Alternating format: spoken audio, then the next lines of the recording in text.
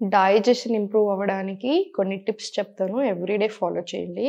సీసీఎఫ్టీ జీలకర్ర, ధనియాలు, సోంపు ఈక్వల్ క్వాంటిటీస్ తీసుకొని 500 ml వాటర్‌లో 1 స్పూన్ తీసుకొని మరిగి 250 ml అవ్వాలి. సో, 15 నిమిషాలు మరిగించి తీసుకోండి.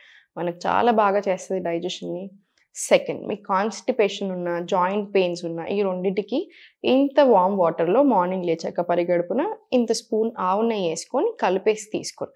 అగైన్ స్కిన్ హెల్త్ చాలా బావుంటుంది. Joint pains, digestion, constipation especially చాలా మంచిది. అసిడిటీ లాంటి ఇష్యూస్ ఉంటే ఏంటంటే తిన్న వెంటనే ఒక లవంగం, 2 లవంగాలు చూచేయండి. లేదా లవంగాలు టీ అయినా తీసుకోవచ్చు మీరు.